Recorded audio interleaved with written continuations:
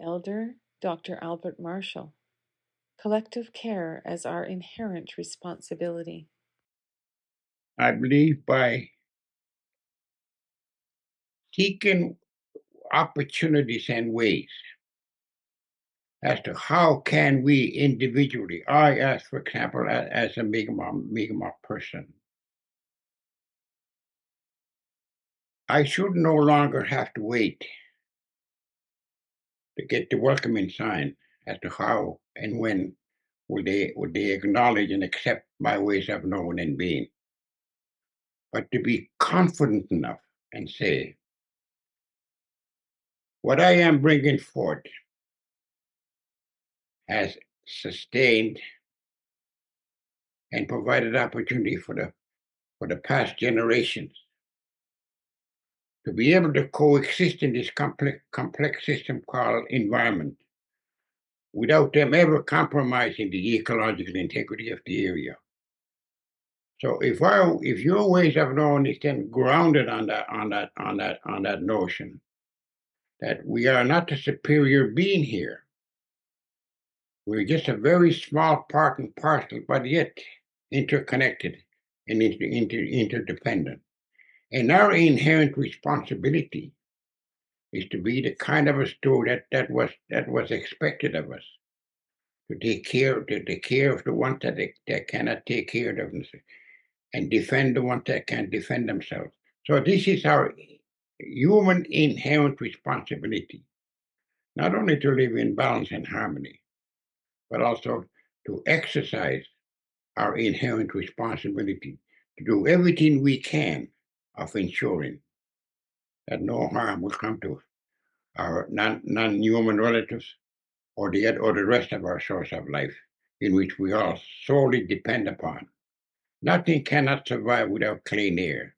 Nothing cannot survive without clean drinking water. And we cannot get our substances if we don't have a fertile soil. So that's our inherent responsibility, no matter where you live, because the objective that is before us is not regional, national, it's global. So it should become incumbent upon us then. How can we then not just amplify our voices, but also make sure that our efforts are going to benefit someone else elsewhere? Because those benefits will then make sure that our source of life will be healthy as it was intended to be. Because if he is not healthy, how can we be healthy? So we solely depend upon that notion then that it's our inherent responsibility of ensuring that every life form will be given equal opportunities to flourish and to grow and to share. And I think in conclusion, let me share a story about these two wolves. When this young fella asked his grandfather, how come there's some people that are angry, mad, and otherwise, but yet there's other people that are kind, loving, and compassionate? Well, he says, there are two wolves. They're always fighting. And the young fellow asked, if they're always fighting, then who wins? The one that you feed the most will win.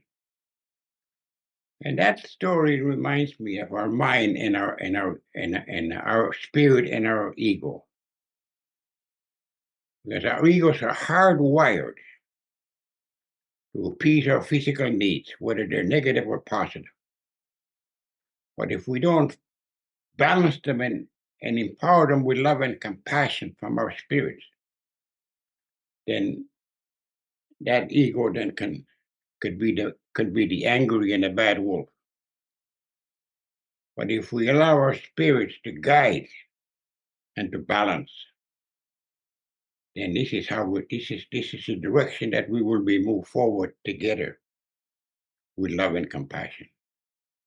Because love and compassion will always prevail. At least that's what we have been taught. And I tend to truly believe that. That could actually transcend across this globe if we just allow ourselves and be brave enough to use love and compassion as our overarching objective.